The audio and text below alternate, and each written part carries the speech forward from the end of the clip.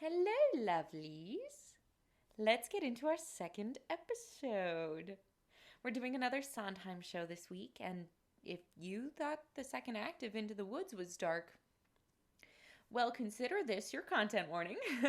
We're talking about Sweeney Todd, the demon barber of Fleet Street this week. But seriously, y'all, there's a ton of violence in this show, a couple brief mentions of SA, and talk of cannibalism. So please be forewarned, and definitely take care of yourselves if you need to. I'll be honest, I've never actually seen this show. I've listened to the cast recordings multiple times, and like most musical theater sopranos, I've worked on Greenfinch and Linnet Bird, so I'm familiar even though I've never sat down to watch it.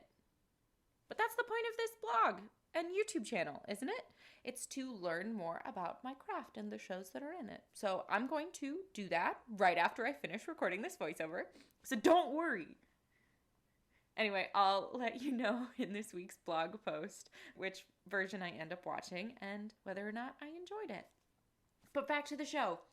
First, a little plot teaser. Again, thank you, Musical Theater International. There is already a vague mention of SA here, so fast forward about 30 seconds if you need to. An infamous tale, Sweeney Todd, an unjustly exiled barber, returns to 19th century London, seeking vengeance against the lecherous judge who framed him and ravaged his young wife. The road to revenge leads Todd to Mrs. Lovett, a resourceful proprietress of a failing pie shop, above which he opens a new barber practice. Mrs. Lovett's luck sharply shifts when Todd's thirst for blood inspires the integration of an ingredient into her meat pies that has the people of London lining up. And the carnage has only just begun. Mwah, ah, ah, ah, ah. Now, I knew that Sweeney was based on a character from Victorian Penny Dreadfuls, 19th century British fiction pieces that, well, cost a penny, hence the name, but I hadn't actually looked much into it. Well, did I sure learn a ton of backstory. And because you're here, you're gonna learn it too. It's a bit of a tale, so attend it. Sorry, I couldn't resist. Let's start at the beginning. In the mid-17th century, Per Lindström, a Swedish man traveling in Calais, France, is told and writes down the first account of a story that matches the detail of Sweeney Todd's in every way, except for the name of the character. Around the same time, claims start coming in that this is not just a story. There was actually a barber who killed his clients and a neighbor/accomplice that put the leftover meat into pies and sold them to unwitting customers. Like I said, it's dark, y'all. Then, on November 21st, 1846, the first installment of The String of Pearls, A Domestic Romance, or The Sailor's Gift, was published by James Malcolm Rymer or Thomas Peckett Prest. The two of them worked together, so it's not exactly clear whether one or both of them wrote the story switching off after each section. As a serial publication, 18 installments were released weekly, and by March 20th, 1847, the entire story had been released. It follows Joanna Oakley, a young woman who disguises herself as a boy and works for Todd as an assistant while searching for her lover, a Mark Ingestry, who has disappeared. It turns out that he was forced to work as a cook in Mrs. Lovett's pie shop, and when freed, reluctantly informs all of the customers that they're eating human remains. But in a change from what fans of the musical will know, Sweeney drops his victims down the chute to Mrs. Lovett's first, aiming for the fall to break their necks or skulls, and only uses his razor to slit their throats if they haven't died already. Mrs. Lovett then gets poisoned by Sweeney. Sweeney is arrested and hung, and Mark and Joanna get married. Happy ending! Woohoo! Anyway, a staged melodrama was soon written by George Dibdin Pitt, first performed in 1847, and became an instant hit. This marked the first time Sweeney's story was seen on stage, as well as the first time audiences heard the character's catchphrase, "I'll polish them off." The tale soon crossed to the US in 1852 to 1853 via a plagiarized story, with the new one being called Sweeney Todd, or The Ruffian Barber, A Tale of Terror of the Seas and the Mysteries of the City by Captain Mary, which was a pseudonym for American author Harry Hazel. Fast forward to 1970.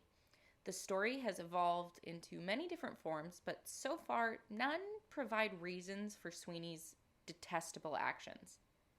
Enter Christopher Bond. His play was the first to create a psychological profile for the villain, and while not painting his actions in a favorable light, do portray him more as the victim of a horrible injustice. Again, if you're not comfortable with talk of essay, fast forward about 15 seconds here. Now, Sweeney was a man who had been unfairly transported to Australia as a manner to get him out of the way when a judge lusts after his wife. After Sweeney is transported, the judge then rapes her, which drives her insane.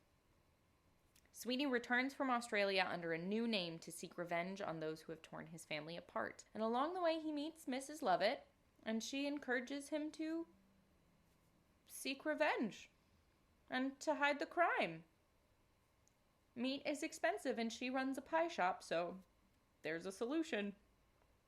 Sondheim sees this play and instantly knows that he wants to turn it into a musical because, according to him, it had a weight to it, because Bond wrote certain characters in blank verse. He also infused into it plot elements from Jacobean Tragedy and The Count of Monte Cristo. He was able to take all these disparate elements that had been in existence rather dully for 100 and some odd years and make them into a first-rate play. And then Sondheim adds a film score. I mean it, 80% of this show has music. There are characters singing, like any musical, but there's also this underscoring that makes the show epic in a movie-like sense. It becomes this grand musical melodrama that carries the audience along on the undulating chords of the Ballad of Sweeney Todd, pulling the audience in from the moment the conductor lifts their baton. Okay, so the original cast. We've got Len Cariou as Sweeney Todd, Angela Lansbury of Beauty and the Beast, Murder, She Wrote, Mame, Gaslight, etc. fame as Mrs. Lovett.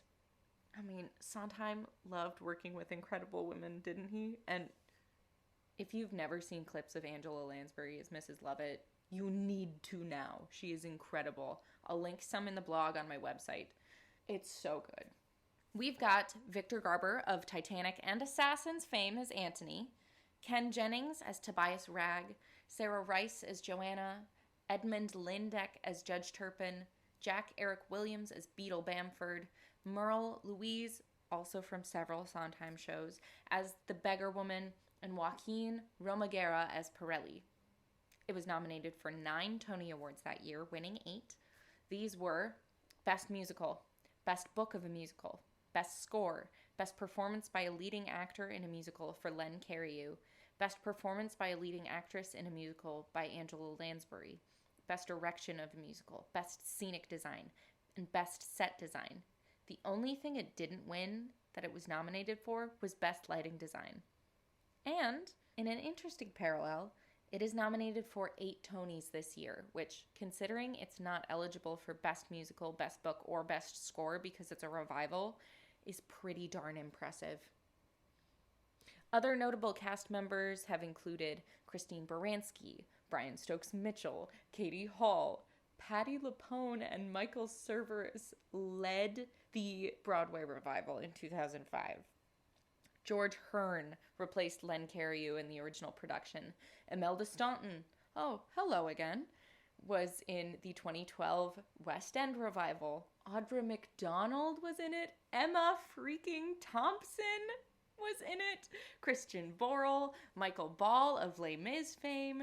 Ken Howard's been in it as Judge Turpin, which, if that name sounds familiar and you're a fan of the original and movie casts of 1776, he played Thomas Jefferson.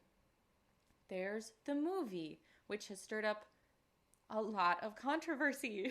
I, again, have not seen it, but some of my friends say to forget it exists, and others like it. Anyway, I'll have to watch it and get back to you. The cast was pretty incredible, though. You've got Johnny Depp as Sweeney Todd, Helena Bonham Carter as Mrs. Lovett, Jamie Campbell Bower as Antony, Jane Weisner as Joanna, Alan Rickman, RIP, as the judge, Ed Sanders as Tobias, Timothy Spall as Beetle Bamford, Laura Michelle Kelly as the beggar woman, and Sacha Baron Cohen as Pirelli. And now we get to the current revival cast. Oh my gosh, I want to see this so badly, but I'm not sure I'll get to make a trip to New York before it closes. Fingers crossed for me. This would be so cool. Hashtag get Daria to New York to see Sweeney. I'm only kidding a little bit. Anyway, we've got the incredible casting of Josh Groban as Sweeney Todd, Annalee Ashford as Mrs. Lovett, Jordan Fisher as Antony, Maria Bilbao as Joanna, Jamie Jackson as Judge Turpin, Gaten Matarazzo as Toby, John Rapson as Beetle Bamford, Ruthie Ann Miles as the beggar woman, and Nicholas Christopher as Pirelli. Like, just so good. Well, as you've been watching and I've been chatting, I made a steak and ale pie for the week using just steak. I'm not that dedicated to making stuff inspired by the show. This is just a steak and ale pie, and it was so delicious. It was definitely not one of the worst pies in London or Chicago. Sorry, I promise that's my last joke. You can see the moment when the flavor hits my tongue, and I will certainly be making this again. You can find the recipe on my website and follow along with it if you want. That's at thetheaterbaker.com. That's theater with an R-E. Thanks for a great week too, everybody. And until next week, that's curtains. See ya.